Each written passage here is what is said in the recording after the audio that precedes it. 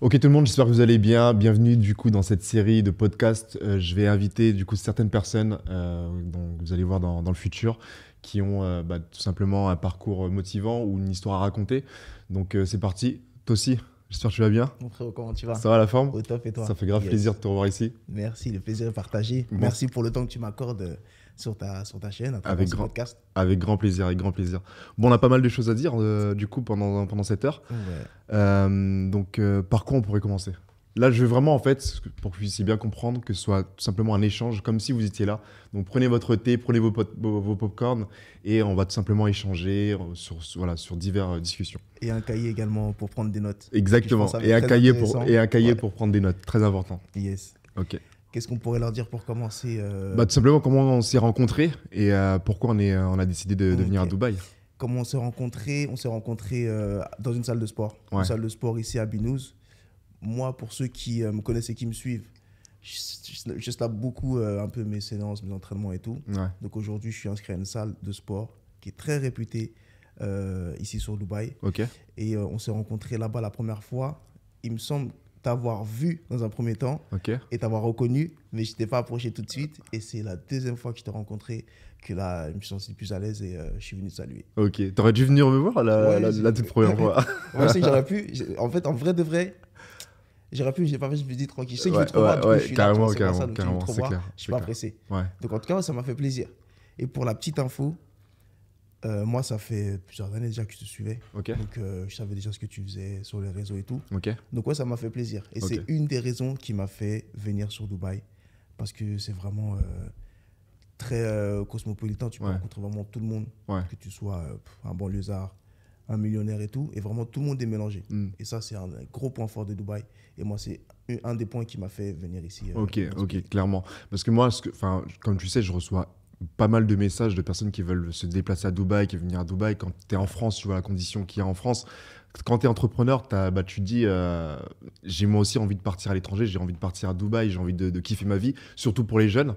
Ouais. Et moi, personnellement, c'est ce qui m'a motivé à partir à Dubaï, tu vois, c'est de pouvoir entreprendre, de pouvoir faire de nouvelles connaissances, etc. Toi, par exemple, qu'est-ce qui t'a vraiment motivé à partir au tout début? Ça fait la première fois que je suis venu, moi, dans le pays déjà, c'était il y a 10 ans. Ok, Donc, la première fois que je suis venu, j'étais venu en vacances, je suis venu rendre visite à un frérot à moi. ok. T'avais quel âge, Et, t'avais quel âge il y a 10 ans? Là, j'ai 33, j'ai 22, T'as 23 33 par là, ans, ouais. ok. Donc, je suis venu, c'était pas autant développé que maintenant, mais ça commençait déjà à faire beaucoup de bruit, Dubaï. Donc, je suis venu, vraiment, je connaissais vraiment pas du tout avant de venir, et j'ai kiffé. T'as kiffé? Soleil, il fait super beau, Ouais. plage, tout le temps. Donc, je suis venu en mode touriste, moi, tu vois. Donc, Ah ouais. franchement, j'ai tapé boîte de nuit, tous les jours. Ah ouais, direct, t'as Ouais. commencé par boîte de nuit. Boîte de nuit tous les jours. Ok. Pool party, shopping et tout, tu te balades et tout, vraiment, tu vis ta vie et tout. J'ai Ouais. kiffé. Donc Ouais. le soleil, l'accueil des gens super chaleureux. Tu sors dans la rue, tu vois des gros gamos et tout. Franchement, c'est kiffant. Ouais. Tu Ça te fait un projettes, choc tu au, dis, dé- ouais, au départ, ça fait un choc. ouais, et tu dis, t'as l'impression que tout le monde a réussi ici. Ouais, clairement. Déjà, ça te donne envie, ça te motive et tout. Clairement. Dans la vie même de tous les jours, tu vas au centre commercial ou à la plage et tout. Hmm. Tu vois des belles filles et tout. Franchement, tu es motivé. Ouais. Ça te donne comment dire, une vision de la vie qui est grave agréable. Clairement. Donc clairement, moi, clairement. à cette époque-là, ça m'avait motivé de ouf. Et j'ai toujours su, à partir de ma première venue ici à Dubaï, que j'allais venir emménager ici un jour. Ok. Ouais, ça a Donc, pris dès du temps. dès Dès la première visite. dès la ouais. première visite. Ça a mis du temps, Ok. mais j'ai réussi. Bon, Aujourd'hui, j'ai femme, enfant et tout. Ouais. Mais voilà, c'était dans mon projet, c'était dans mon plan. C'est magnifique. Ouais. C'est magnifique, c'est magnifique. Moi, pour te raconter l'histoire, je suis venu, la première fois, c'était aussi il y a à peu près 8 ans. Je suis venu la première fois à Dubaï. Ouais. Et pourquoi je suis venu à Dubaï, c'est justement par rapport aux reportages que je voyais à la télé, tu vois, genre TF1, M6, etc., qui diffusaient Ouais. des reportages sur Dubaï, tu vois. Ouais. Et avant Dubaï, moi, je voulais partir aux États-Unis. Je voulais partir à New York. Ok. Mais genre, mon père, il me disait non. Au début, il me disait non, c'est hors de question que tu partes aux États-Unis. Fais d'abord tes études, passe ton bac, etc. Ouais. Et après, peut-être que tu partiras aux États-Unis. Ok, du coup, le temps, il passe, etc. J'ai eu mon bac. Mais à ce moment-là, du coup, je voyais tous les reportages qu'il y avait à la télé sur Dubaï. Je voyais les nouveaux buildings, etc. Je me suis dit, mais c'est quoi ce truc de fou? Il faut absolument que j'aille là-bas, tu vois. Ouais. Du coup, dès que j'ai eu un petit peu d'argent, j'ai pris un billet d'avion. Je suis parti, tu vois. Je suis parti à Dubaï et avec un pote et franchement j'ai halluciné. Genre je me suis dit c'est quoi ce délire, tu vois, genre tous ces nouveaux buildings parce que j'étais déjà parti à New York, tu vois, juste avant. J'étais parti à New York, ensuite je suis parti à Dubaï et là je vois tous les nouveaux buildings, je vois enfin la modernité à Dubaï, tu vois. Je vois toute cette modernité, je vois que le pays il est propre, je vois des entrepreneurs, je vois des belles voitures, etc. Exactement comme toi, tu vois. Et là je me suis dit franchement c'est là que je vais vivre, c'est ici que je veux vivre, tu vois. Du coup voilà, j'ai fait à peu près 2 semaines là-bas, je suis revenu à Dubaï genre 4-5 fois avant de définitivement m'installer, tu vois. Ouais, je pense qu'on a eu le même Ouais, feeling à ce moment-là. Grave. Et je pense que ça, c'est tous les jeunes, quand ils viennent la première fois, genre en vacances, la plupart, bon, pour ceux qui ont un peu d'argent, ils se disent, bon, bah, vas-y, je veux habiter ici moi aussi, tu vois. Yes. Donc voilà, moi, c'est comme ça que j'ai commencé au niveau de mon parcours. Et là, du coup, ça fait combien de temps maintenant que tu habites ici? Ça va faire 4 ans. 4 ans. Là, ouais, fin du mois, ça va faire 4 ans que je suis là. Okay. Mais tu sais, j'ai l'impression que je suis arrivé genre hier, tu vois, limite. Le temps, il passe vite. Le temps, il passe vite et c'est un truc de fou. Je te jure, c'est un truc de fou. Je te comprends. Même moi, ça fait peu de temps que je suis là, que je suis arrivé. Ouais. Mais ouais, ça passe tellement vite. Clairement. Mais, je me sens en tout cas tellement bien. Clairement. Que je pense que je vais faire beaucoup de temps. Et t'as tout le temps des trucs à faire, tu vois. Moi, t'es tout le temps occupé. Ouais. En tout cas, mon point de vue, mon ressenti, t'es pas pris ou oppressé par le boulot ou quoi que ce soit, tu vois. T'as vraiment le temps de vivre, vraiment de respirer, de vivre, de voir des amis, d'aller boire un verre, d'aller à la plage ou à la piscine. De temps en temps, moi, j'ai mon créneau, j'ai du temps dans la journée où je vais travailler, où je m'occupe de mes coachings et tout. Ouais. J'ai du temps, je vais récupérer mes enfants à l'école. On fait un tour à la plage. Le soir, tu as encore le temps d'aller capter des potes et tout. Et tu n'es pas oppressé ni par la vie, ni par le temps. Clairement. Taf, tu vois. Franchement, ici, tu es détente. Et même, tu le ressens par rapport aux gens, tu vois. Ouais. Genre, moi, ce qui m'a choqué le plus, je fais la comparaison entre Paris et Dubaï. Quand tu es à Paris, tu vois, il y a le métro, tout le monde court, les gens, ils sont stressés, tu vois. Il y a vas-y, faut vite prendre le Uber, faut prendre le métro, il y a le travail, etc., etc., etc. Et tu sens que tout le monde est stressé quand tu es sur Paris. Mais quand tu viens à Dubaï, va juste au mall, tu vois les gens marcher. Moi, c'est ce qui m'a choqué, tu vois. Tu vois les gens marcher, les gens, ils sont au ralenti limite, tu vois. Tellement ils sont juste relax, tu vois. Et moi, franchement, c'est pour ça que c'est fou en fait quand tu vois la différence. Et quand par exemple, moi j'ai des potes qui viennent à Dubaï, on va par exemple au mall ou n'importe où. Moi, je les vois marcher vite parce qu'ils ont l'habitude, tu vois. Ils ont l'habitude d'être limite stressés, tu vois. Et moi, ça me choque limite, tu vois. Je me dis, bah, mec, vas-y, juste relax, tu vois. Juste sois comme tout le monde ici, tu vois. Ouais. Et alors, franchement, c'est eux les vacanciers. C'est eux qui devraient être normalement plus détendus et tout. Exactement. Ouais, ils gardent encore cette énergie de France ici. À être finant ici, c'est tranquille. Exactement. Ouais. Donc, ok, dis-moi. Et tu viens d'où, du coup quel est un peu d'où tu viens? Ok. Tu t'es grandi à Paris? J'ai grandi à Beauvais. Ouais. Okay. J'ai grandi à Beauvais, donc c'est à peu près à 1 heure, 1h30 de Paris, 70 km. Et voilà, donc c'est là-bas que j'ai grandi. Ok. Quartier, banlieue? Ouais. Je connais juste Beauvais de nom. Ok. Donc, pour moi, si je me dis comme Beauvais, tout le monde, c'est un peu la campagne. Comme tout le monde, quand je dis Beauvais, les gens ils me disent à l'aéroport, à Ryanair, c'est exactement ça. Donc pour t'expliquer un peu mon parcours, j'ai grandi à Beauvais. J'ai grandi à Beauvais donc depuis ma naissance. Donc c'est une ville de province, donc il y a à peu près 60 000 habitants. Donc voilà, donc c'est là que j'ai fait mes études, c'est là où j'ai grandi. Mes parents ils sont arrivés il y a à peu près une trentaine d'années. Ils sont arrivés en France, du Sénégal. Et puis voilà, donc moi mon père il était électricien et ma mère était femme de ménage. Donc voilà, donc on a grandi du coup à Beauvais. J'ai fait mes études, voilà, comme tout le monde, mais je sais pas si toi c'était exactement pareil, mais je me sentais pas forcément à ma place quand je faisais mes études, parce que dans le cursus scolaire. Pardon ? Dans le cursus scolaire. Ouais, exactement. Parce que du coup, au fond de moi, j'ai toujours voulu et j'ai toujours eu ce délire de je veux être entrepreneur, je veux entreprendre, je veux faire quelque chose de ma vie, tu vois. Et pas juste écouter un prof en train de me parler de géographie, d'histoire ou d'autres sujets, tu vois. Moi, en tout cas, ça a été mon cas. Et tout simplement, j'ai grandi à Beauvais. Et à l'âge de 21 ans, je suis parti à Montpellier pendant 3 ans. Je suis parti de base pour faire des études, mais c'était absolument pas ça, tu vois. Genre, j'ai pas fait du tout mes études, tu vois. Donc, j'ai commencé à faire ce qu'on appelle du marketing de réseau.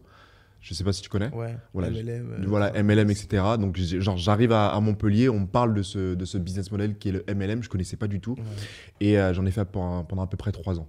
Ouais, pendant 3 ans, j'ai fait du MLM. Et et puis voilà, donc j'ai beaucoup appris. Voilà, j'ai beaucoup appris. Je vais me poser une question. Tu es parti de base pour tes études, mais tu n'as rien fait de tout ça. Je suis parti à la base pour mes études. Ouais. Je t'explique en fait l'histoire. C'est que mes parents ils me disaient bon voilà, il faut absolument que tu aies ton bac. Donc j'ai eu mon bac. Voilà, j'ai redoublé, mais j'ai eu mon bac. Et ensuite, moi, j'en avais tellement marre de Beauvais parce que, genre, quand t'es à Beauvais, tu peux pas, en tant que jeune, tu peux pas voir cette évolution, tu vois, en tant qu'entrepreneur, en tout cas. Ouais. Et là, je me suis dit, bon, il faut que je trouve une ville en France où il y a des étudiants, où je peux rencontrer des gens et surtout où je peux m'éloigner de Beauvais. Parce que, genre, je voulais vraiment. Je saturais complètement, tu vois. Genre, c'était un truc de fou. Du coup, je regarde au niveau de la carte, je demande à mon cousin qui habite à Avignon et je dis voilà, est-ce que tu peux me conseiller justement une ville qui a dans le sud. Tac, il me dit ok, il y a Aix-en-Provence, il y a Montpellier. Je pars à Montpellier une semaine, je kiffe et je me dis ok, moi je vais partir là-bas. Je pars à Montpellier. J'avais dit justement à mes parents que voilà, je pars pour faire une fac de langue, voilà, genre anglais, espagnol, etc. Je pars pour une semaine, mais genre je me suis dit, je me vois pas là, tu vois. Mais clairement, parce que déjà, avant de faire la terminale, etc., ça me saoulait, le lycée. Et là, je pars pour faire des universités. Je pars pour l'université, je reste une semaine, 2 semaines. Ça me plaît pas, ça me saoule, etc. Je me dis, bon, j'ai envie de faire autre chose. Ça va être long, 3 ans. Ça va être long, 3 ans, ça va être chiant, en fait, tu vois. Les subir plus qu'autre chose. Ouais, je vais juste les subir, ça va être chiant. Et surtout, je sais que je suis pas à ma place, tu vois. Ouais. Clairement. Et là, boum,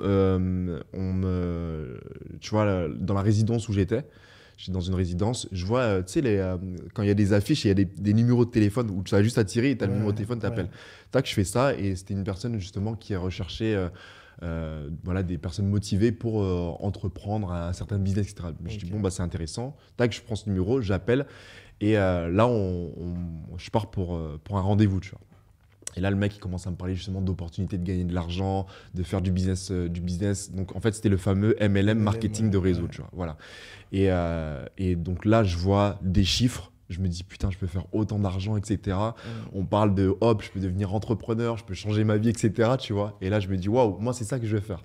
Et du coup, je décide d'arrêter les études et je me lance à fond dans le marketing de réseau. Si je ne me trompe pas, c'est vers quelle année ça? Ça doit être 2016, 2017? J'avais 21 ans, donc c'était il y a 10 ans. Okay. Donc c'était on est en 2022, c'était en 2012. Ah ouais, encore plus tôt que ça. Ouais, c'était en 2012. 2012-2013. J'ai entendu de la grosse période du MLM là où ça éclatait tout, mais je pense que c'était vers la fin du coup. Ouais. Où il y avait pas mal de propositions et tout, pareil. Qui te contactaient. C'était vers quelle année? 2015, 2016? Franchement, ouais, ça devait être vers 2015. Ouais. 2015-2016. Il y a des mecs, même des potes au quartier, tout ça. Ah ouais, tu veux pas exactement. Dans ça, tout ça. Ouais. Et c'est il y avait exactement une grosse période d'MLM. Grosse période d'MLM. Et du coup, comment ça s'est passé? Est-ce que ça a marché vu que tu as fait ça pendant 3 ans? Alors, absolument. Je vais te dire, ça n'a absolument pas marché. Je vais te dire un truc, pendant 3 ans. Pendant 3 ans, j'ai fait du MLM. J'ai fait un tout petit peu d'argent, tu vois. Ouais. Mais en fait, je vais t'expliquer une chose. Pendant 3 ans, tu sais, les gens du MLM, ils ont cette réputation et ils ont cette force de vendre du rêve. Ouais. Tu vois. Et pendant 3 ans, les mecs, ils me disaient, putain, vas-y, toi aussi, tu peux réussir. Viens dans les conférences, fais des présentations, etc. Tu vois. Donc moi, comme un con, je suivais ces gens-là, tu vois. Ouais. Je les suivais. Et mon père, il me disait, non, c'est des charlatans, ne les écoute pas, etc. Continue à faire tes études. Et moi, comme j'étais à ce moment-là, j'étais genre têtu, tu vois. Je me disais, non, je peux réussir moi aussi, je peux faire la même chose, etc. Ça va marcher, ça va marcher. Les chiffres exactement, les gens, ils montent les chiffres, ça va marcher, etc. Et genre, tu sais, le marketing de réseau, ça marche, genre, t'as des leaders. Ouais. Donc au-dessus de toi, tu as des leaders. Yes. Et donc moi, j'avais un mentor à ce moment-là. Il avait à peu près 35 ans, 40 ans, tu vois, un truc comme ça. Il m'inspirait de malade. Genre, il m'inspirait de malade. Il s'appelle Michel Destruel. Et il m'inspirait de fou à ce moment-là, tu vois. Et quand tu partais dans les conférences, tu partais dans les présentations, etc., ces gens-là, quand tu les voyais parler, quand tu les voyais justement parler, bah, tu étais tout de suite inspiré. Tu voulais faire comme eux, tu vois. Et voilà, donc c'était dans le domaine de la télécommunication, on t'apprenait à vendre. Et durant ces 3 ans, moi, ce que j'en ai tiré, c'était l'aspect vente. Tu vois. Donc, aspect argent, c'était super compliqué, tu vois. Mais aspect vente, j'ai énormément appris, tu vois, au niveau du business, au niveau de la vente, au niveau de la confiance en soi, au niveau d'inspirer les gens, etc. Ouais. Ça a été une excellente école. Donc pour moi, ça a plus été une école qu'autre chose. Ok, ça a plus été enrichissant sur ces différents points-là. Exactement. En termes de rémunération. Et exactement, ça a été plus un apprentissage voilà, que de gagner de l'argent. Donc, comme je dis, sur la communication, j'ai rencontré des gens exceptionnels. J'ai été dans des conférences. C'était vraiment incroyable. Tu vois. En plus, la première société que j'ai fait, c'était une société de MLM américaine. Donc voilà, donc j'ai beaucoup appris sur cet aspect-là, tu vois. Sur le développement personnel en tout cas. Ouais, développement personnel. Okay. Exactement. Et du coup, aujourd'hui, c'est ce que tu utilises, j'imagine, dans ta vie de tous les jours. Exactement. C'est ce que j'utilise dans ma vie de tous les jours. C'est ce que j'utilise dans ma vie de tous les jours pour justement atteindre mes objectifs. Ouais. Ça m'a vraiment conditionné. Ça m'a vraiment conditionné pour tout ce que je fais aujourd'hui, tu vois. Yes. Que ce soit pour faire du business, aller à la salle de sport, ma vie de tous les jours, tu vois. Genre, quand je faisais du marketing de réseau, mon père, il me voyait tout le temps lire des livres de motivation. Et genre, je pense dans sa tête, il devait se poser des questions. Il se disait, mais qu'est-ce qu'il est en train de... Il n'a pas perdu la tête, lui. Ouais, exactement, tu vois. Mais d'un côté, il se disait, c'est bien. Il lit des livres au lieu de faire autre chose, tu vois, par exemple, dans le quartier ou quoi, tu vois. Il est à la maison, il lit, il fait... voilà, il essaye en tout cas, tu vois. Yes. Exactement. Oui, il y a quand même des bons côtés. Il y a des bons et des mauvais côtés. Il y a des bons et des mauvais côtés. C'est exactement ça. Moi, dans ton parcours, je me retrouve aussi. Ouais. En termes de cursus scolaire, moi, j'étais pas bon. Ouais. J'étais pas bon du tout. Et en vrai, je m'en foutais un peu, tu vois. Je m'en foutais même plus qu'un peu, tu vois. Ok. Je savais que j'étais pas bon, mais je faisais pas d'efforts pour être bon. Ok. Et en plus de ça, ni le corps d'enseignant faisait le nécessaire pour en plus te motiver, pour voir, oh, lui, il a une difficulté. Ok, on va l'aider. On va lui porter peut-être un peu plus d'attention, ou peut-être on va voir qu'est-ce qu'il ne comprend pas, qu'est-ce qu'on peut faire pour qu'il comprenne mieux, etc., ou pour qu'il s'intéresse plus et tout. Clairement. Il n'y a rien de tout ça. Clairement. Toi, tu n'arrives pas, ok, va dans le fond et passe le temps. En fait, juste passe le temps, exactement. Donc au final, tu n'es pas bon, on ne peut-être pas être meilleur, tu es délaissé et puis tu fais ta vie, tu te débrouilles tout seul. Donc moi, cursus scolaire, c'était pas trop mon truc. Après, je pense que c'est quand même important dans le sens où faut pas se laisser, faut pas le subir en fait, le cursus scolaire. Faut vraiment trouver le plus tôt possible sa voie et aller perfectionner, on va dire, ses points forts. Ouais. Où t'es mauvais. Ça. Ne laisse pas, mais ne perds pas en fait ton temps avec. Exactement. Passe plus d'énergie avec les choses dans lesquelles tu te sens bien et que tu sais faire que le reste. Et ça c'est moi du coup ça m'a tellement j'ai tellement décroché que j'avais tous mes trucs à côté. Moi, depuis tout petit, pareil, je suis toujours un peu touche à tout. Ok. Je fais des petits business à droite, à gauche. Ouais. Des petits trucs de con, toi aussi, t'es passé par là? Obligé, direct. Ouais. Des petits trucs de con, tu vois, mais j'ai toujours eu cette petite fibre entrepreneuriale. Raconte-moi un peu les business que tu as fait à ce moment-là. En étant jeune? Ouais, en étant jeune. Moi, c'était des trucs tout bêtes.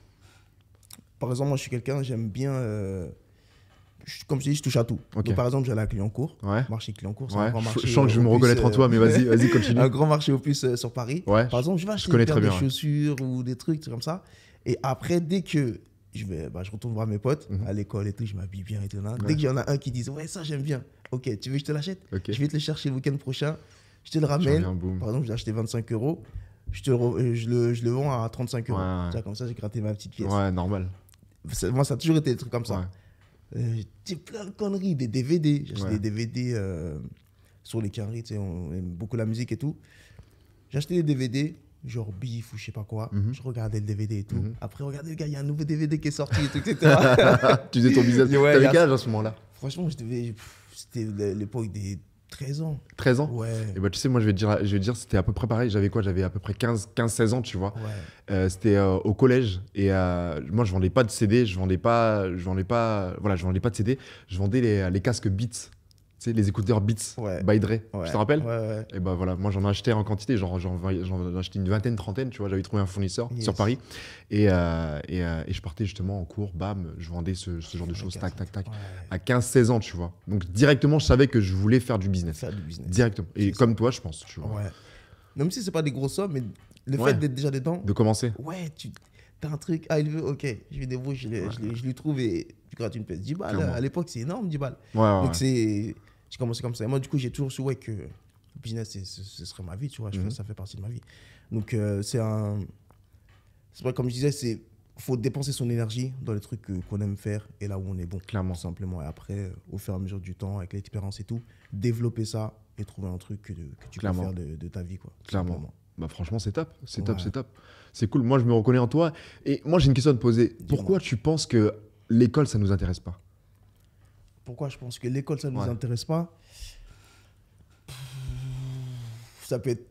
Ouah, on peut aller très loin dans cette discussion-là. Ouais. Mais, bah, En 2 en minutes, fait, hein, en en fait, 2 ouais, minutes. en gros, regarde, moi je pense, l'école, tout le monde devrait avoir les bases. Mhm. Donc savoir lire, savoir écrire, savoir compter, etc. Ouais. Franchement, les bases, à partir du moment où tu as les bases, après, pour moi, tu dois rentrer dans une filière, dans un truc que tu aimes, dans un truc qui va t'aider à te développer et aller plus loin et qui te servira dans la vie. On te baratine de tes 6 ans jusqu'à pas d'âge. Il y en a qui vont à la fac et tout, etc. Avec des trucs qui vont même pas te servir dans la vie. Ouais. Donc au final, il y en a plein qui se retrouvent pas et bah, forcément qui décrochent. Donc, t'apprends des trucs, j'en sais rien, moi, théorème de Thalès et tout, tu vois. Ouais. Trucs que tu n'utilises pas dans la vie, non, ça sert à Clairement, rien. T'apprends clairement. l'histoire de Louis XIV, Louis XV et tout. Ouais. Vrai, de vrai. On En s'en vrai- va les couilles. En vrai de vrai, Tu c'était vois un ce que je veux dire. problème. Tu vas pas consulter le Ouais. théorème de Thalès. Je suis d'accord. Et encore, bon, c'était à l'époque où on n'avait pas, comme aujourd'hui, Internet, Ouais. accès à toute cette culture, tu vois, rapide et facile à truc. Aujourd'hui, on a tout ça dans les mains, on a tous un téléphone. Bon, même si t'es pas, même si t'es super jeune, t'as pas forcément un téléphone sur toi. Maintenant, si peut-être t'es au collège et tout, et encore, je pense qu'ils ont déjà. Mais tu peux très vite, très rapidement apprendre une fois que tu rentres chez toi. T'as une question, tu te poses la question, tu tapes sur ton Je suis ordinateur, t'as complètement la d'accord. réponse. Je suis complètement d'accord. Mais pourtant, pourquoi et comment ça se fait que le système scolaire, il est toujours pas changé? Ouais, Tu vois ce que ouais, je veux dire? ouais. C'est un truc de ouf. Là, mes enfants, ils apprennent toujours les mêmes choses que moi j'apprenais quand j'étais petit. Ouais. Mais ça va pas te servir. Je suis complètement Mais d'accord. c'est un truc de ouf. Je suis complètement d'accord. Donc il y a un gros problème dans le système. Moi, je Et te. si et Ouais, si je peux vite faire avant que tu surenchérisses, clairement. je crois que c'est le tout premier ou le deuxième livre que j'ai lu de ma vie. Il s'appelle. La meuf, en tout cas, s'appelle Céline Alvarez. Et je crois que c'est les lois naturelles de l'enfant. Je ne suis pas sûr sur le titre. Mais en gros, elle, c'est une institutrice. Elle a des enfants en bas âge. Ouais. Et elle apprend aux enfants comment dire, à compter, à lire. Elle a des méthodes en fait, d'enseignement qui sont au-dessus de ce qu'on t'apprend aujourd'hui dans le système scolaire. Ok. Et cette meuf-là, on l'a emmenée au tribunal parce qu'elle avait tu vois, des enseignements, Des enseignements qui étaient différents, en ouais. dehors Ouais, tu vois, ouais, clairement. Et du coup, c'est un truc de ouf. Ouais. Parce qu'elle prouvait par A plus B qu'un enfant, par exemple, de 4 ans, il pouvait faire des calculs d'un enfant de 11 ans. Donc, en fait, c'est bénéfique pour l'enfant. Le mec, il va aller plus vite, il va être plus lucide, plus fluide, plus autonome, Ouais, et tout, ouais. etc. Elle avait même prouvé qu'il y avait un enfant, je me souviens plus l'âge, hein, mais pareil, en bas âge, qui était... qui était plus à l'aise, tout ça avec les calculs et tout, que son grand frère de 11 ans. Ok. Donc c'est une dinguerie, Ouais. t'imagines, alors que l'enfant il a que 4-5 ans. Et pourtant cette meuf-là, bon, on l'a retirée du cursus scolaire et tout, passée au tribunal et tout, etc. Et bon, c'est tellement la merde qu'elle-même elle est sortie de tout ça et elle a ouvert sa propre école. Ouais. Donc c'est pour dire qu'il y a un problème, il y a une faille dans le système. Pour moi, il y a un gros problème. Pour moi, il y a un gros problème. Et ça, c'est un truc que j'ai compris dès le départ, tu vois. Ça, c'est un truc que j'ai compris dès le départ. Parce que quand tu vois le parcours d'une personne... Enfin, moi, je vais pas cracher sur l'école, tu vois. Genre, si tu veux devenir médecin, il faut que tu fasses des études. Et tu as sûr. tout intérêt à faire des études, tu veux devenir médecin. Bien Tu sûr. vois, sinon, les gens ne vont pas te faire confiance. Tu veux devenir avocat, il faut que tu fasses des études. Tu veux devenir architecte, il faut que tu fasses des études. Genre, tu es obligé. Yes. Moi, je voulais pas devenir médecin, je voulais pas devenir architecte et je voulais pas devenir comptable, je voulais pas devenir avocat. Moi, ce que j'ai toujours voulu et ce qui m'a toujours passionné, c'est l'entrepreneuriat. Mais quand je vois le système scolaire, comment ça se passe? Enfin, de mon point de vue. Depuis la maternelle jusqu'à l'université, on t'apprend à rester assis, écouter un professeur, lever la main quand il faut lever la main. Enfin, voilà quoi. Et tout simplement apprendre ce qu'il faut apprendre. Yes. Mais enfin, on va dire que 90% de ce que tu apprends dans le système scolaire ne va te servir absolument à rien dans ta vraie vie, tu vois. Genre, quand tu vas avoir un problème, on t'apprend jamais, genre, on t'explique pas, du coup, par exemple, comment il faut payer tes taxes, si tu es entrepreneur, par exemple. Yes. Comment gérer tes finances, si tu es entrepreneur. Comment, je sais pas moi, si tu as le moindre problème, comment pouvoir résoudre ce problème, tu vois. Ça, on ne te l'apprend absolument pas à l'école. On va t'apprendre, par exemple, du coup, la géographie, on va t'apprendre les mathématiques, on va t'apprendre toutes ces choses-là. Je ne dis pas que c'est mauvais, mais dans la vraie vie, en tout cas, ça ne va pas te servir. Ça va pas te servir. Ok. En tout cas, si tu n'as pas une voie spécifique. Donc, je vais en revenir par rapport à ce que je te disais. Depuis la maternelle jusqu'à l'université, on te conditionne à rester assis, à écouter un professeur, voilà, dans le but d'être salarié. Et ensuite, pendant 40 ans, tu es salarié, et ensuite, tu touches une petite retraite. Moi, personnellement, c'est pas la vie que je veux, tu vois. C'est clairement pas cette vie que je veux. Je veux pas, pendant, je sais pas moi, on a combien d'années d'études? On a beaucoup d'années d'études, depuis la maternelle jusqu'à l'université. On passe beaucoup d'années d'études à écouter un professeur. Et ensuite, tu fais exactement la même chose, mais avec ton boss. Donc en fait, pendant toute ta vie, tu es là à écouter entre guillemets, une autorité. Une autorité, ouais. D'accord. Qui donne des Qui ordres. donne des ordres. Des... Exactement. Ouais. Donc on te dit quoi faire, quoi. Pendant la moitié de ta vie, on te conditionne à écouter un professeur. Et l'autre moitié de ta vie, on te conditionne à travailler pour un patron. Tu vas enrichir ton patron. Lui, du coup, il va s'enrichir, il va enrichir son patrimoine, etc. Et tout au long de ta vie, tu auras servi à enrichir le patrimoine de ton boss. Tu vois. Et moi, clairement, je me suis dit, quand je prenais j'ai pris un certain recul et je me suis dit, c'est absolument pas cette vie-là que je veux, tu vois. Mais absolument pas, tu vois. Donc voilà. Donc moi, personnellement, si clairement tu as un objectif spécifique, eh ben vas-y, fais des études. Je t'encourage à faire des études. Mais si, comme moi, tu veux avoir un autre style de vie, tu veux bâtir un patrimoine, tu veux tout simplement expérimenter la vraie vie, eh ben, je te conseille tout simplement de faire autre chose que des études. Parce que les études, ils vont juste te conditionner. Donc ça, c'est mon point de vue en tout cas. Tu vois. Sur ça, je te rejoins, exactement. Donc voilà. Ouais. Donc, force à tous ceux et celles qui font des études. Exactement. Ne lâchez pas, comme on dit, faut avoir les bases. Après, faut trouver la filière. Si vous voulez être avocat, médecin ou autre, et là, continuez. Si ce n'est pas le cas, faut trouver ce qui vous plaît, ce qui vous fait plaisir pour avancer dans ce domaine-là, tout simplement. Exactement. Ok, donc écoute. Et comment, à part, on va dire, nous, le petit fait de savoir, d'avoir un peu, touché un peu à l'entrepreneuriat. Ouais, à l'entrepreneuriat depuis notre bas âge. Si quelqu'un, par exemple, du coup, aujourd'hui, ne sait pas trop où se mettre et se placer, qu'est-ce que tu lui conseillerais de faire, du coup, pour peut-être tester et puis voir si ça aussi, ça lui plaît, si ça s'est fait pour lui? Moi, personnellement, je pense que si tu veux devenir entrepreneur, ça vient au fond de toi, tu vois. Genre, moi, depuis mes 13-14 ans, bon, après, je vais te dire, ce qui m'a inspiré, c'est les rappeurs américains, mais surtout Puff Daddy. Je voyais Puff Daddy, je me disais, wow, c'est un truc de fou, tu vois. Genre, c'était à l'américaine, le mec, c'est un entrepreneur, il vit la vie, tu vois, il vit la vie de rêve. Et quand tu as 13-14 ans, c'est exactement cette vie que tu veux avoir, tu vois. Enfin, en tout cas, moi, c'est ce qui m'a inspiré. Surtout quand tu es africain. Tu vois, quand tu es jeune africain, tu es fils d'immigrés, tu vois ces stars américains, tu te dis, waouh, vas-y, moi aussi, je veux avoir ce genre ce style de vie. Et je voyais Puff Daddy, je voyais les Jay-Z, je voyais ces stars américaines. Et tu voyais qu'ils vivaient ce style de vie que tu avais envie d'avoir, tu vois.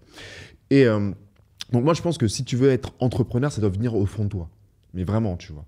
Yes. Donc moi, je me suis beaucoup inspiré de ces gens-là. Donc comme je dis, Puff Daddy, Jay-Z. En France, je voyais Bernard Tapie. Je me disais, waouh, c'est un truc de fou, entrepreneur. Il vient de rien. Tu vois, le mec, il vient absolument de rien. Et il arrive à faire des milliards, tu vois, avec le bagou, etc. Et je me dis, waouh, moi aussi, je veux avoir ça, tu vois. Et c'est ce qui m'a vraiment énormément inspiré. Donc moi, voilà, je pense que ça doit venir vraiment de toi-même, tu vois. Je pense que dans ta tête, tu dois être dans ce délire de je ne vais pas faire d'études, je ne vais pas écouter un patron tout au long de ma vie, d'accord. Je ne vais pas faire commencer le travail à 7h et finir à 20h, passer la moitié de ma vie à ne pas voir mes enfants, ça c'est genre hors de question, tu vois. Je n'ai pas d'enfants aujourd'hui. Quand j'aurai des enfants, si Dieu le veut, je veux passer la plupart de mon temps avec mes enfants, tu vois. Donc ça doit venir au fond de toi. Yes. Si ça ne vient pas au fond de toi, en tout cas, cherche une source de motivation. Cherche quelque chose qui va faire que tu vas te dire, vas-y, moi aussi, je veux faire beaucoup d'argent, je veux changer la vie de mes parents, je veux changer la vie de ma famille et surtout bâtir mon propre patrimoine, tu vois. Donc voilà, donc ça, c'est mon conseil. Inspire-toi un peu de ce qui se fait autour de toi, par d'autres entrepreneurs, par des bouquins peut-être qui peuvent t'inspirer, par toutes ces choses-là. Et ne pas hésiter à leur poser des questions, à venir à leur rencontre peut-être. Exactement. Si on a des gens de notre entourage qui sont peut-être déjà un peu dans le milieu, Exactement. ou même des personnes qu'on suit sur les réseaux sociaux qui sont dans le business ou dans l'entrepreneuriat. Mais c'est exactement ça. Moi, perso, c'est comme ça. En plus, j'ai commencé. Je voyais beaucoup. Moi, comme je te dis, je suis touche à tout. Donc, j'aime aussi me renseigner et tout, YouTube et tout. Donc, je vois des gens, d'ailleurs, c'est comme ça que je t'avais découvert. Des gens qui entreprennent et qui réussissent. Il ils font des webinaires. Donc, des fois, tu as l'occasion de les rencontrer dans ta ville, ou des salles et tout, tu as l'occasion de les rencontrer et qui te partagent leur histoire et tout. Donc, ça, c'est aussi quelque chose, avant même peut-être de se lancer, de se renseigner, de poser des questions, de contacter sur les réseaux. Certains répondent, certains ne répondent pas, malheureusement.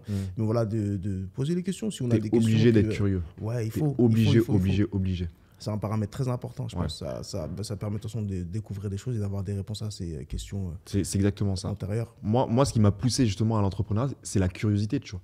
Yes. C'est genre, t'es obligé d'être curieux. T'es obligé de savoir ce qui se fait autour de toi, ce qui marche pas, tu vois. Comment certains entrepreneurs ont pu réussir.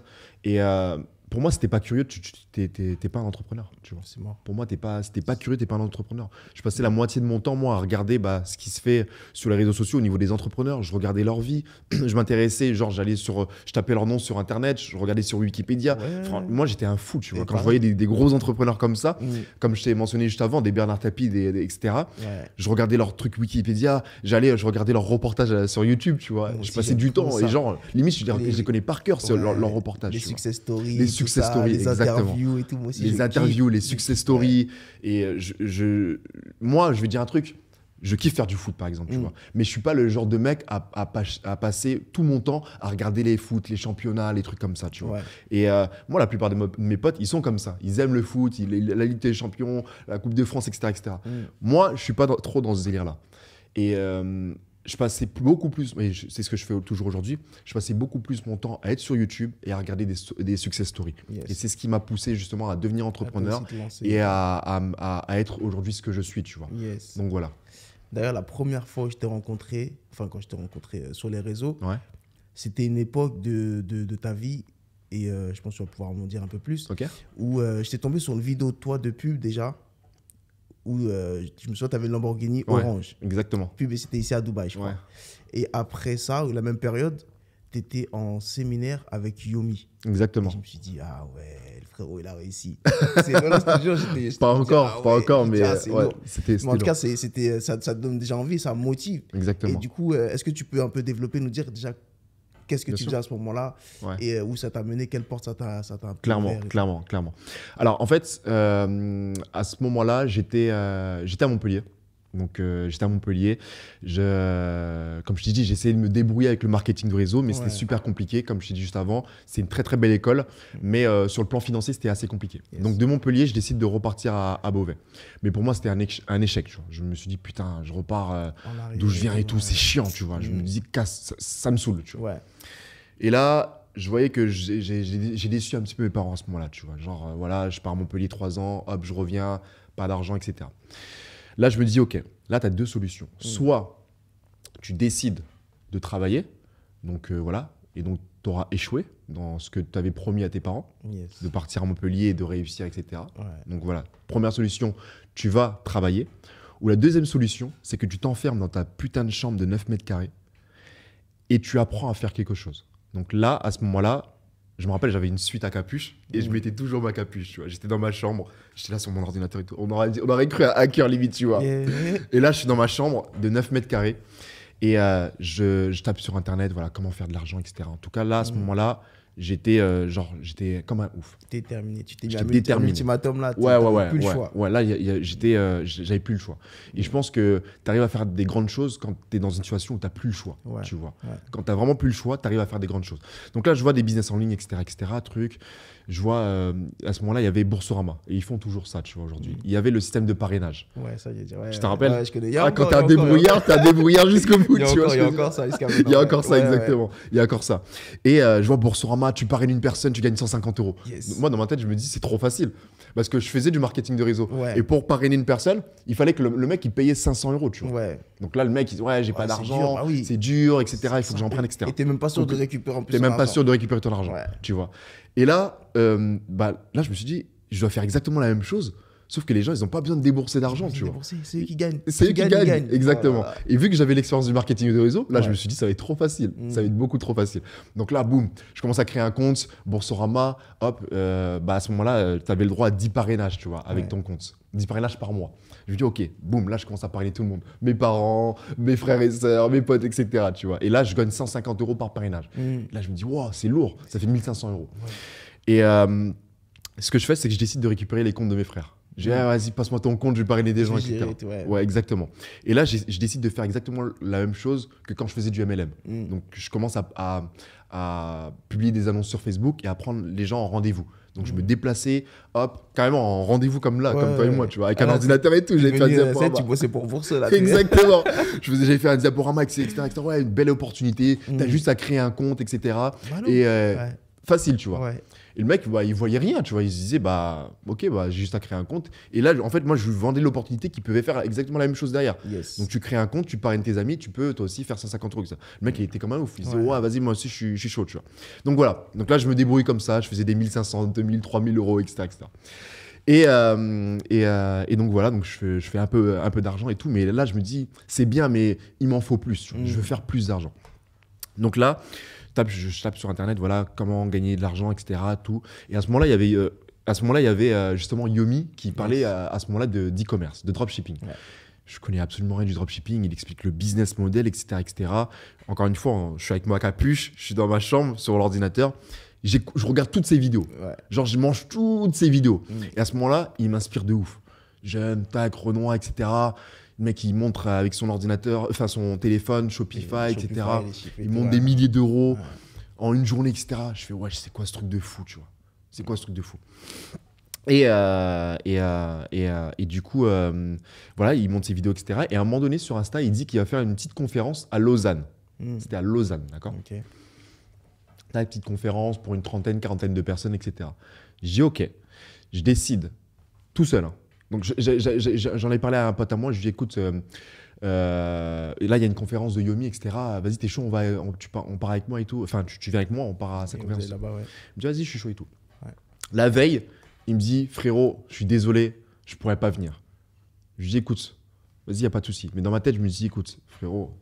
Tu rates une opportunité. Non, c'est même pas tu rates une opportunité. C'est avec ou sans toi, moi, je vais y aller. Ouais, toi, tu vas, de toute façon. Ouais, j'y vais.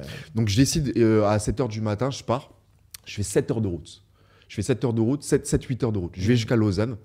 J'arrive un tout petit peu en retard, genre peut-être de 15-20 minutes, et je vois qu'il y a tout le monde. Tu vois. Genre, j'arrive, il avait fait ça dans une université. Ouais. Donc, je rentre dans l'université, et donc c'était un petit peu en hauteur. J'ouvre la porte, et je vois tout de suite Yomi, et il y a tous ces gens-là. Donc, tous les gens, ils étaient de dos. Et moi, je m'installe tout au fond, en fait. Et tu sais, c'était comment on appelle ça? Comme au cinéma. T'as la scène là, voilà, et c'est en exact, hauteur. C'est en hauteur, etc. Moi, je suis tout en haut, au fond. Tac, il explique le business model, etc., etc. Moi, je suis au fond, je le regarde, tu vois. Et je me dis, donc il explique voilà, tout le business, etc. Je suis au fond, je le regarde, et je me dis, putain, à la fin de sa conférence, je lui dis, ce mec-là, un jour, on va parler ensemble et on va peut-être même collaborer ensemble. Genre, dans ma tête, je me suis dit quoi? Je vais tout niquer avec ce business. Je vais tout défoncer. Et je le savais au fond de moi que j'allais tout défoncer. Parce que j'ai eu l'expérience du marketing de réseau. J'ai eu l'expérience un petit peu avec Boursorama. Ouais. Et la vision de comment tu allais pouvoir utiliser ça et implanter incroyable. Dans le e-commerce. Exactement. Oh, okay. Et surtout, le fait de me dire, c'est un jeune, il fait de l'argent, il explique le business model. J'ai regardé toutes ses vidéos. Ça me paraissait un petit peu simple, tu vois. Et là, je me dis, ok, tac, j'écoute sa conférence tranquillement. Et comme je te dis, il y avait 30-40 personnes. Je dis ok. Je refais 7 heures de route jusqu'à Beauvais. Et là, à ce moment-là, j'étais en mode prison break, frérot. En mode, tu sais, Michael Scofield. Ouais. Il fait des plans, il fait des trucs de fou, des calculs, etc. et j'étais en mode Michael Scofield. J'étais là en mode, ce business-là, je vais tout défoncer. Je vais l'éclater. Ouais. Je vais exploser ce business. Tu vois. Et donc là, à ce moment-là, je décide de ne plus parler avec personne. Genre, je me concentre à 1000% sur ce business. C'est là que je me dis, ce business-là, il va changer ma vie. Je vais radicalement changer ma vie. Je vais changer la vie de mes parents, je vais changer la vie de ma famille. Yes. Je vais devenir quelqu'un, tu vois. Voilà. Et donc là, je vais continuer rapidement pour ne pas être trop long. À ce moment-là, je décide de lancer à peu près 1-2 boutiques. Je lance quelques boutiques, je fais des sites, je fais des publicités, etc., etc. Avec ces 2 boutiques cumulées. Tout ça, tu as appris à le faire tout seul? Tout seul. Pour Internet et tout, t'as cherché? Tout seul, j'ai recherché, j'ai regardé les vidéos. Encore une fois, je regardais toutes les vidéos qu'il y avait sur YouTube. Ouais. Okay, je fais des sites, tout ça. Voilà. Et avec les deux sites cumulés, j'ai dû faire à peu près peut-être 10 000 euros, un truc comme ça. C'est déjà très bien. C'est cool. 2 premières boutiques. Ouais, 2 premières boutiques. En combien de temps à peu près? En à peu près 1 mois et demi. c'est excellent. C'est cool. Je suis content. Tu passes de MLM à. Tu as dit que tu faisais MLM. Pas beaucoup d'argent. Ouais. Après, Boursorama. Boursorama. Ouais. 2-3 000 euros par mois. 2-3 000 euros. Ouais, c'est ça. À e-commerce. E-commerce, 10K. En un mois et demi. Je me dis, c'est cool. C'est excellent. C'est déjà Mais très moi, bien. je voyais des Yomi montrer des sommes de fou. Ouais. Donc je me tu suis dis, dit, c'est pas assez. C'est bien, mais c'est pas assez. C'est bien, mais c'est pas assez. On continue. J'en veux plus. Ouais. Tac. Il est quoi? Il est 3h du matin. Je parle avec un pote à moi qui s'appelle Rémi. Tu vois, un pote à moi qui s'appelle Rémi. Et c'est lui qui m'a lancé un peu dans le business du dropshipping, du e-commerce. Okay. Il me montrait, il me donnait des conseils, etc., etc. Et là, à un moment donné, je vais sur Facebook, ça défile, etc., etc. Et je vois un produit. Je vois la photo, enfin, c'était une photo ou une vidéo d'un mec qui montre un électrosimulateur. La vidéo, elle est explosée, elle est pétée, elle est nulle. Tu vois. Ouais. J'envoie un message à mon pote. Le truc pour faire les l'électrosimulateur. Ouais. Exactement. Ouais, je vois. Exactement. J'envoie un message à mon pote, je lui dis ouais frérot, t'en penses quoi de ce produit? Il me dit ouais, il a trop tourné aux États-Unis, tout ça, je pense pas que ça va marcher. Tout ça. Je dis ok, moi je vais quand même essayer, tu vois. Au pire je m'en fous. Tu vois. Je crée un site, je décide de mettre ce produit. Je sais pas pourquoi, hein. Je me dis vas-y, je vais tester, on va voir. Tu vois. Ça m'a l'air cool. De toute façon c'est du testing. Ouais, faut tester. Ça fait partie du voilà. l'entrepreneuriat, du business. J'étais prêt à tout essayer. Ouais. Je décide de lancer cette boutique. Et d'électrosimulateur. Et moi, je faisais pas de Facebook à ce moment-là. Ce que je faisais, c'est les influenceurs. Ok. D'accord. Marketing de réseau. Non, les influenceurs de télé-réalité. Comment on appelle ça? Marketing de réseau, marketing d'influence. Marketing d'influence. Ok. Exactement. Pour moi. Et je voyais Thibaut Garcia, il avait une marque de blanchiment dentaire qui s'appelle Bibryance. Yes. Et lui, je voyais son business model, c'est qu'au lieu d'utiliser Facebook, Google, toutes ces sources de trafic, lui, il utilisait les influenceurs. Yomi, il enseignait à ce moment-là Facebook. Tu vois. Moi, j'ai une boutique et je me suis dit, eh ben, écoute, je vais créer une boutique de dropshipping et je vais m'inspirer de ce que Thibaut il a fait. Donc, créer un branding autour de ce produit. C'est ce que j'ai fait. J'ai commencé avec les influenceurs, donc j'ai pas fait j'ai pas fait Facebook, j'ai pas fait Google, etc. Okay. J'ai commencé avec les influenceurs, donc j'ai voulu recopier en fait ce qu'il faisait Thibaut Garcia. Okay. Je fais les influenceurs, première influenceuse que je prends, je la paye combien? Je la paye 2000 euros et en une journée, je fais 10 000 euros. Et là, je fais putain, c'est un truc de ouf, tu vois. T'as capté le truc. Là, j'ai capté le bail. J'ai le business model du dropshipping. Je mets du branding sur mon produit. Ouais. Je prends première influenceuse, 2000 euros. Je mets 2000 euros. Je fais un virement de 2000 euros. Ouais. Première journée, 10 000 euros. Je fais wow, c'est quoi ce truc de fou? Les 10 000 euros, je les réinvestis sur d'autres influenceurs. Ouais. Et là, ça a été un effet de boule de neige. Je suis passé genre de 10 000 euros à 20 000 euros, 50 000 euros, 100 000 euros. Et au final, je suis passé de 0 à faire 6 millions avec ce produit-là. Ça arrive? 6 millions d'euros en 11 mois. Temps? En 11 mois. En 11 mois. Juste un produit. Un produit. Ouh, un produit, un branding. Et là, j'ai pris tous les influenceurs possibles sur le marché français, tu vois. Yes. Et les gens, ils ont halluciné, tu vois. Les gens, ils se sont dit, waouh, c'est quoi ce truc fou? Excellent. Et donc voilà. Donc, c'est comme ça que ça a commencé. Barry Empire. Là, à ce moment-là. Donc là, j'ai lancé cette marque. Et en parallèle, j'ai mis mon branding en Barry Empire, tu vois. Ouais. Donc à motiver les gens, parce que c'est ce que j'ai toujours voulu faire. Yes. Motiver les gens, inspirer les gens, etc. Donc il y a eu la marque Health Nutrition et Barry Empire, du coup, sur les réseaux sociaux, à motiver les gens, etc. Okay. Donc là, du coup, j'ai commencé, du coup, à ce moment-là, donc, la vie de rêve que je voulais. C'est là où on a commencé à te voir. Ouais, la Lambo, la villa. Canada. Exactement. Et du coup, ça a inspiré énormément de jeunes, tu vois, à se lancer dans le business, tu vois. Ça a inspiré énormément de jeunes à se lancer dans le business, tu vois. Et donc, voilà, c'est comme ça que vraiment, j'ai commencé mon aventure dans le e-commerce. Okay. Donc, voilà. Du coup, ça fait maintenant combien de temps que tu es dedans, là? Ça fait 4 ans. Que tu es vraiment ancré? Ça fait 4 ans que je fais du e-commerce. Ça fait 4 ans que je vis uniquement de ça. Et ça fait 4 ans que j'aime ce que je fais, tu vois. Okay. Donc voilà, tout simplement. Excellent. Et là, aujourd'hui, si je ne dis pas de bêtises, tu accompagnes et t'enseignes aux clients, à tes clients. Exactement. Comment faire la même chose. Voilà. Après, est-ce que c'est les mêmes méthodes qui sont appliquées il y a 4 ans aujourd'hui, ou est-ce que maintenant ça a changé? Non, ça a complètement changé. Genre il y a 4 ans, c'était beaucoup trop facile. Ouais. Tu vois, parce que j'étais le premier à accumuler le dropshipping avec un site hyper brandé. Genre, tu arrives sur le site, tu te dis, ouais, c'est une vraie marque. C'est pro, quoi. Ouais. C'est pro, tu vois. Quali. Exactement. Et après, j'en ai plein qui ont fait exactement la même chose que moi. Ok. Mais aujourd'hui, les méthodes, elles ont complètement changé. Parce qu'il y a beaucoup de personnes qui ont décidé de faire du marketing d'influence. Maintenant, les clients, ils n'ont plus du tout confiance aux influenceurs. Ouais. Donc voilà, maintenant, je me suis rabattu sur le système d'utiliser Facebook, etc. Ok. Tu vois, voilà. Du coup, ce système-là, à ce jour, est plus rentable que. Ce système est beaucoup plus rentable. d'influence. Ouais, ce système est beaucoup plus rentable aujourd'hui que le marketing d'influence. Tu vois. Ok. Donc aujourd'hui, voilà, ce que j'ai décidé de faire, c'est d'enseigner les personnes à faire la même chose que moi, tu vois, parce que je reçois beaucoup de messages de personnes qui me disent, bah écoute, Barry, je vais faire la même chose que toi, je vais faire du e-commerce, j'en ai marre de mon travail, je veux moi aussi avoir le même style de vie que tu as, je veux aussi entreprendre, je veux faire quelque chose de ma vie, etc. Tu vois. Yes. Donc c'est pour ça que j'ai décidé justement d'enseigner les gens à faire du e-commerce.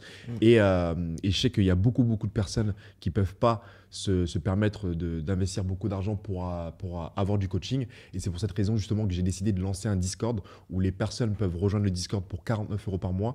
Et pour 49 € par mois, ils vont pouvoir apprendre tout un tas de business en ligne. Tu vois. Ça passe du e-commerce au trading, au copywriting, au Web3, il y a plein de domaines. Pas bloqué que sur du e-commerce et tout. Exactement. Et du coup, tu leur apportes des conseils, des techniques. Est-ce que tu es tout seul sur ce Discord ou est-ce que tu as d'autres intervenants qui, eux, ont leur spécialité, par exemple, dans le trading? Je ne sais pas si c'est dans le trading. Ouais, ou tu as d'autres personnes qui interviennent et qui leur donnent les techniques, les tips. C'est exactement ça. Donc, en fait, le business model, il est très simple. C'est que j'ai décidé de réunir les meilleurs formateurs dans leur domaine dans le Discord, tu vois. Parce que moi, encore une fois, comme tu le sais, il y a plein de personnes qui veulent justement entreprendre, mais ils ne peuvent pas se permettre de mettre 3 000 €, 5 000 € pour du coaching ou pour une formation. Ouais. Donc moi, ce que j'ai décidé de faire, c'est justement de monter un Discord. Et les gens, pour 49 € par mois, ils peuvent rejoindre le Discord et apprendre tout un tas de business. Donc j'ai réuni les meilleurs dans leur domaine. Ouais. Moi, je suis spécialisé dans le e-commerce. Il y a un trader qui est spécialisé dans ce domaine et qui va apprendre le trading. Il y a une personne qui est dans le domaine du copywriting. Donc le copywriting, c'est l'art d'écrire, tu vois, dans le but de vendre. Okay, ouais. Exactement. Donc il y a on a voilà, 2 personnes qui sont extraordinaires dans ce domaine-là, tu vois. On a le Web 3, tu vois, donc tout ce qui est crypto-monnaie, NFT, métaverse, etc., qui est implanté également dans le Discord. Donc en fait, on a tout un tas de business en ligne dans le Discord où les gens vont pouvoir apprendre pour 49 € par mois. Donc, tout le monde peut s'y retrouver aujourd'hui. Tout le monde peut s'y retrouver. Apprendre une spécialité, un domaine, ouais. ou qui connaissent déjà le domaine et qui veulent aller encore plus loin. Exactement. Peuvent du coup rejoindre ce Discord et tout. Exactement. Okay. Et moi, j'ai décidé de créer ce Discord parce que je me revois le moi d'il y a 5-10 ans, qui veut entreprendre, qui n'a pas d'argent, qui veut la vie de rêve, tu vois, qui veut la belle voiture, tu vois, normal, qui veut la belle maison, qui veut la belle vie, tu vois, vivre à Dubaï, etc. Parce que tu en as plein des jeunes qui sont comme ça. Mais ils n'ont pas 1 € sur leur compte bancaire. Donc là, moi, je me suis dit quoi? Je me suis dit, écoute, je vais créer ce Discord, je vais inspirer les gens, je vais faire des podcasts, je vais motiver des gens, je vais inspirer les gens dans le but à ce qu'eux aussi puissent venir dans le Discord, faire de l'argent. D'ailleurs, j'ai mis Boursorama. J'ai mis Boursorama dans le Discord. C'est toujours d'actualité. Ils le font toujours. Donc, bah oui, frérot, c'est un système comme un autre. C'est un système comme un autre. Bah oui. Parce que quand tu es dans la merde, tu es dans la merde. Quand tu veux faire de l'argent, tu veux faire de l'argent. Ouais. Genre, quand tu es à moins 500 € sur ton compte bancaire, et ça, je pense à tous ces mecs de quartier ou même, tu vois, les mères de famille, tu vois. Toutes ces personnes-là qui sont... C'est pas facile. En plus, il y a de plus en plus de paramètres aujourd'hui qui t'étranglent carrément. C'est compliqué. L'essence. L'électricité. Mais frère, c'est une dinguerie. Aujourd'hui, les salaires qui baissent, la hausse des. C'est un truc de fou. Aujourd'hui, en France, on te parle de. Il se peut qu'ils coupent l'électricité. Tu vois, comment tu peux vivre comme ça en réalité? Tu as fait je sais pas combien d'années d'études, tu as un bac plus 5, tu as un master, tu gagnes peut-être 2 000, 3 000 € par mois et on t'explique qu'en France, peut-être qu'on va couper l'électricité. C'est qu'il y a un problème dans le système, frérot. C'est qu'il y a un problème dans le système. Il y a un gros problème dans le système. Donc voilà, donc moi je suis en mode débrouillard pour gagner de l'argent de manière légale, de manière honnête. Yes. Pas en vendant du shit, pas en vendant de la coke, pas en faisant toutes ces choses-là où tu peux te retrouver dans la merde demain, tu vois. Yes. Donc s'il faut faire Boursorama... Ça va te faire perdre encore plus d'argent que tu en fais rentrer. C'est exactement ça. Ouais. Donc s'il faut faire Boursorama, on fera Boursorama. S'il faut faire de la crypto, on fera de la crypto. S'il faut faire du e-commerce, on va faire du e-commerce, tu vois. S'il faut faire... tout ce qu'il faut pour faire de l'argent et pour sauver notre famille, on va le faire, tu vois. Donc c'est pour ça que j'ai décidé de mettre tous ces business en ligne dans un seul et unique Discord où les gens vont pouvoir le payer 49 €. Okay. Donc les gens, ils ont plus d'excuses. Franchement, excellent. 49 €, c'est accessible à tout le monde. Pour tout le monde. qu'on soit jeune, qu'on ait des petits revenus et tout. Exactement. Et de toute façon, j'imagine que c'est comme une salle de sport, il n'y a pas d'engagement. Tu vas, tu te renseignes dans ton domaine, ça te plaît, tant mieux, tu continues, tu t'enrichis, tu t'enseignes. Exactement. Et si ce n'est pas le cas, tu t'arrêtes là tout simplement. C'est exactement ça. En fait, c'est comme tout, il faut investir en soi pour pouvoir aller plus loin, pour pouvoir avancer, pour pouvoir faire des choses. Donc c'est exactement ça. C'est la base. Moi, je dis, si tu veux réussir dans la vie, tu dois beaucoup apprendre, tu vois, beaucoup investir sur toi.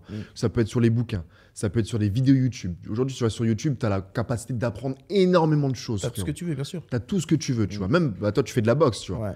Tu fais de la boxe. D'ailleurs, j'ai une chaîne YouTube, tu peux apprendre la boxe. Quelqu'un qui n'a jamais boxé, qui ne sait pas se défendre quoi que ce soit, tu vas sur YouTube, tu vas sur ma chaîne, tu apprends. Exactement. Et rapidement. Exactement. Donc tu peux apprendre à faire de la boxe. D'ailleurs, rejoignez la chaîne de mon gars sûr. XS Boxing. XS Boxing.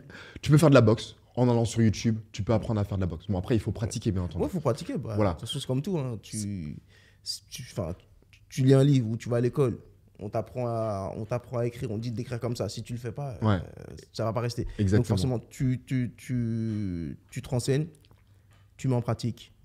C'est de la répétition, tu fais des tests, etc. Et puis, c'est exactement ça. Ça rentre. Tu veux faire de la boxe, tu peux apprendre en regardant des vidéos sur YouTube. Tu veux faire de l'entrepreneuriat, tu veux entreprendre, tu peux aller sur YouTube et justement regarder des vidéos d'entrepreneurs. Tu veux draguer par exemple des meufs, et tu vas sur YouTube, il y a plein de mecs, tu vois, je sais plus comment on appelle ça, il y a un terme spécifique, je sais plus comment on appelle ça, des pick-up artists, je crois que c'est ça, et qui t'apprennent ce genre de choses. Tu veux devenir avocat, tu as plein de vidéos qui t'apprennent justement ce genre de choses. Tu veux devenir comptable, bref, aujourd'hui si tu veux réussir, tu as juste à aller en ligne sur Google, sur YouTube, et tu peux apprendre énormément de choses dans un domaine spécifique. Donc, pour en revenir à ce qu'on disait juste avant, il faut que tu apprennes beaucoup, que tu enseignes beaucoup dans le but de faire quelque chose demain, tu vois, dans un but spécifique. Donc voilà. Et quels sont un peu les freins les freins des clients que tu rencontres au fur et à mesure que tu accompagnes les gens, ou ceux même que tu encourages, mais qui ont des freins, des barrières. Tu sais, il y en a toujours qui... Quels sont du coup les plus gros blocages qui reviennent le plus souvent? Ok. Le plus gros blocage qui reviennent le plus souvent, et je fais souvent des FAQ, tu vois, des questions-réponses sur Insta. Sur Insta. Et il y a beaucoup de personnes qui me disent « Ouais, Barry, j'ai du mal à me lancer. » Pourquoi? Parce que manque de motivation, procrastination, manque de confiance en eux. Les mecs, ils n'ont pas confiance en eux, tu vois. Ils n'ont pas confiance en eux parce que ça, j'ai envie de te dire, c'est un peu dans tout et partout, que ce soit dans le sport et tout et autres. Et j'ai envie de te dire, maintenant que j'y réfléchis, c'est peut-être pas de leur faute. C'est peut-être à cause de l'éducation. Le système. Ouais, du système. Le système. Depuis comme on en revient à ce que je te disais juste avant, depuis la maternelle, tu as quoi? Tu as 3-4 ans, on t'apprend à rester assis et maîtresse, lever la main, rester assis, be quiet, genre, parle doucement, etc. Tu es conditionné depuis le... Alors imagine qu'en maternelle, on t'aurait appris à... Tu peux le faire toi aussi. Tu veux atteindre l'objectif, tu peux le faire. Tu veux faire quelque chose, tu peux y arriver. Et tu vois, le dépassement de soi, etc. Ça, c'est l'éducation et l'éducation anglo-saxonne. L'éducation anglo-saxonne. Ils ont ça chez eux. C'est pour ça que les Américains, on les voit, ils peuvent tout faire et ils font tout. Ils ont toujours plusieurs casquettes. C'est exactement producteurs, musiciens, ghostwriter, basketteur. Exactement, ils font tout. Une casquette parce qu'eux, on les conditionne. Ah oui, dès le départ. Yes, I can. Yes, we can. On peut, let's do it. Tu peux le faire. Voilà. Exactement. Nous, c'est tout doucement. Sois discret. Fais pas trop de bruit. Te fais pas trop voir. Te fais pas trop entendre. Je suis complètement d'accord avec ce que tu dis. C'est un truc de ouf. Je suis complètement d'accord. Et la différence, elle est là. Et pour rebondir justement sur ça, c'est que merci d'avoir fait du marketing de réseau, parce que comme je t'ai dit, j'ai fait du MLM et c'était une société américaine. Donc moi, je le voyais, yes, tu peux le faire, yes, you can do it, etc. Tu vois, motivation. Et pendant 3-4 ans, ça m'a reconditionné. Tu vois, parce qu'avant le marketing de réseau, j'étais pas du tout comme ça. Et le marketing de réseau m'a reconditionné à avoir cet état d'esprit justement anglo-saxon. Et donc juste avant, donc le blocage des freins des personnes. Ok, je vais le faire en 10 minutes. Ok. On va échanger là-dessus. Donc les gens, ils ont un manque de confiance en eux qui est terrible, tu vois. Je peux pas le faire. Donc tu vois, procrastination. Ils ont pas confiance en eux, etc. Donc moi, mon objectif et ma mission, c'est de motiver ces gens-là, tu vois. Tu peux le faire, tu peux y arriver, tu vois. Tu veux être un entrepreneur, tu veux être successful dans ce que tu fais, tu peux le faire, tu vois.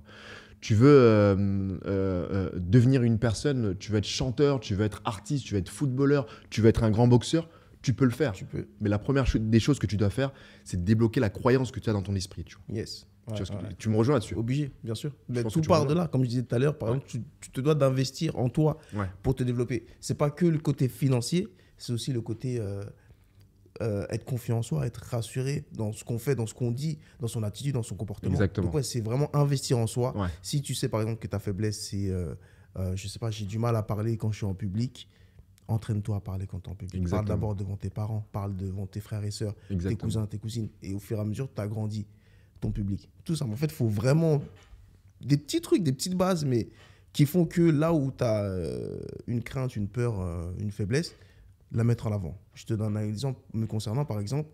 Moi, je boxe, ça fait maintenant plus de 15 ans. Et ben, forcément, j'ai aussi mes faiblesses. J'ai beaucoup plus de mal à boxer contre un gaucher Ok. que contre un droitier. J'ai plus de mal à boxer contre un mec qui est grand de taille qu'un mec qui fait ma taille ou qui est plus petit. Donc forcément, ça, c'est mes faiblesses. Donc il y a une période de ma vie où je me suis dit, je ne peux pas subir à chaque fois que je tombe en sparring contre ce genre de mec-là. Donc qu'est-ce que je vais faire? Je vais tourner dans toutes les salles d'Île-de-France et je vais chercher que des mecs qui sont plus grands que moi. Que des mecs qui sont gauchers. Comme ça, comme ça, je me dis, quand je tombe en combat, parce que c'est pas à la dernière minute, t'es en compétition, tu tombes en combat, putain, c'est un gaucher, fait chier. Mais non, t'es déjà mort, t'as raté ton combat. Donc, si tu te prépares justement à toutes ces erreurs, à toutes ces faiblesses, à tous tes points faibles, à confronter tes points faibles, tu seras plus à l'aise quand ils tomberont. Donc, c'est ça que j'encourage à faire, que ce soit dans la boxe ou dans le business ou dans la vie de tous les jours. En fait. Exactement. Donc, et je vais rebondir sur ce que tu dis. Il faut oublier l'aspect argent dans un premier temps, tu vois. Parce que les gens, ils se disent, ouais, non, je peux pas réussir parce que j'ai pas d'argent. Non, tu dois voir le problème de l'autre côté. Ouais. L'envie et surtout le problème de l'autre côté. C'est d'abord, tu dois investir dans toi et ensuite, tu vas pouvoir faire de l'argent. Yes. D'accord? Et pas se dire, j'ai pas d'argent, donc je ne peux pas entreprendre. Donc, investis en toi-même. Quand je te parle d'investir en toi-même, c'est de devenir une meilleure version de toi-même. Et comment devenir une meilleure version de soi-même? C'est en apprenant des choses, tu vois. En apprenant des choses sur l'entrepreneuriat, par exemple, si tu veux être entrepreneur. C'est apprendre des choses sur la boxe, si tu veux être un grand boxeur. Donc, tu dois être limite addict à ça, tu vois. Si tu veux être un grand boxeur, je pense, tu dois être addict à ça, tu vois. Tu manges, boxe, tu dors, boxe, tout ce que tu fais, c'est boxe. Exactement. Ouais. Tu manges, tu dors, et ta vie doit être dédiée uniquement à ça. Comme par exemple, pour moi, en tant qu'entrepreneur, ma vie, elle est uniquement dédiée à l'entrepreneuriat, à motiver des gens, à inspirer des personnes, tu vois.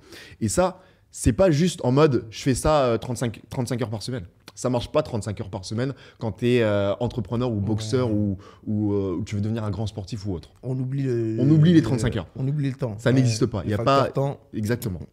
Donc, voilà, beaucoup de personnes qui n'ont pas confiance en eux, des blocages, je ne peux pas y arriver, manque de confiance en eux, etc. Et moi, pour toutes les personnes qui m'écoutent aujourd'hui, ce que je leur recommande vraiment, c'est de travailler dans un premier temps sur leur état d'esprit, tu vois, sur leur manière de penser.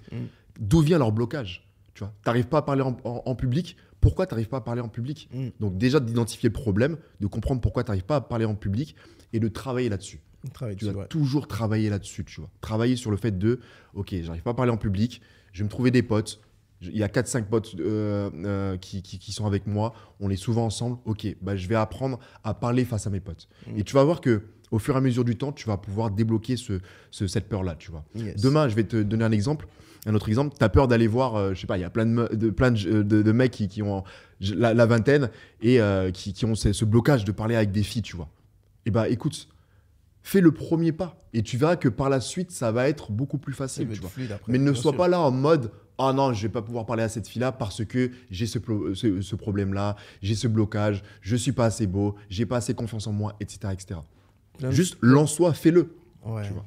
Moi, en tout cas, c'est des paramètres que des fois, tu n'as même pas le contrôle. Exactement. Tu ne sais même pas comment elle va réagir. Ça se trouve, elle te trouve beau, ça se trouve, elle te trouve attirant, elle te trouve bien habillé, etc. C'est exactement du coup, tu ne sais même pas, tu es déjà en train de te mettre plein de freins, plein de blocages. Juste fais-le. Voilà, et ces personnages, je pense qu'ils font la même chose, que ce soit dans le business et tout les autres. Je n'ai pas le temps, je n'ai pas l'argent. Moi, je pense que c'est des excuses que tu te donnes à toi-même avant même d'avoir essayé. Essaye, et après, tu verras si vraiment tu ne peux pas le faire, ou tu peux pas avancer, ou tu peux pas réussir. Exactement. Donc c'est juste cela, juste lance-toi, fais-le et l'envie de le faire, tu vois. Toi qui es boxeur, je pense que tu vas être d'accord avec moi, si tu as peur de boxer face à un adversaire, fais-le quand même, tu vois. Tu vas te prendre des coups, ça c'est clair et net, comme la vie. C'est normal. Comme la vie. C'est normal. Tu vas te prendre des coups, tu vas être à terre, ça va être dur, tu vas avoir des blessures, etc. Mais ça va te forger au fur et à mesure du temps, tu vois. Exactement. Genre Conor McGregor, il est Conor McGregor parce que il s'en est pris des coups, tu vois. Il s'en est pris, tu vois. Il a eu des blessures. Mike Tyson, pareil. Hein? Mike Tyson, pareil. Mike Tyson, c'est le plus fort pareil. du monde, mais il a quand même pris des coups. Tu regardes ses combats, il prend quand même des coups. Même si au final il gagne, il a pris des coups. Il a pris des coups. C'est normal. Et ça, c'est partout pareil. Tu vas te prendre des refus, ça va être dur. Il y a des gens qui vont te dire non, ça va être compliqué. Mais moi, ce que je recommande, pour en finir avec ça, c'est qu'il faut toujours le faire, passer à l'action et surtout là, à avoir l'envie au plus profond de soi-même. Yes. Donc voilà. Okay. Il y en a qui... qu'est-ce que j'allais dire ? Et il y en a beaucoup qui est également un frein pour beaucoup de personnes, j'imagine, c'est le regard des autres. Ouais. Ils ont beaucoup peur du mauvais retour des autres. Ouais. Ah, mais tu t'es affiché. Ah, mes trucs. Ah, mais t'as pas honte.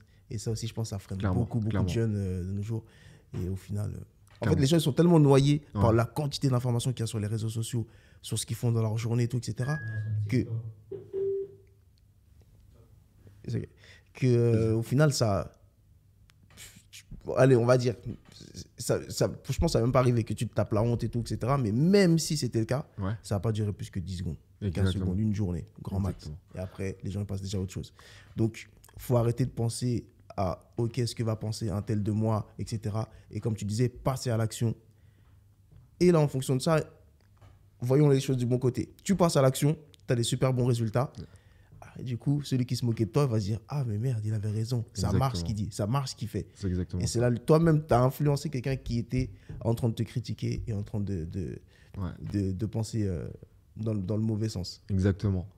Bon, mon frérot, écoute, ça m'a fait grave plaisir. Je pense qu'on va se refaire tout simplement une deuxième session, toi et moi. Avec grand plaisir. Parce qu'on a plein de trucs à se dire. Donc, mon frérot, franchement, ça m'a fait grave plaisir. Et je pense que très bientôt, on va se faire une séance de boxe, toi et moi. Avec grand plaisir. Tu vas venir dans mon univers, ça va bien se passer. Avec grand plaisir. Bon, en tout cas, si vous avez kiffé cet échange, ce podcast, continuez à regarder les vidéos. Il va y avoir beaucoup de podcasts qui vont venir à l'avenir. Et puis, voilà, restez motivés et allez jusqu'au bout de vos rêves. À très bientôt.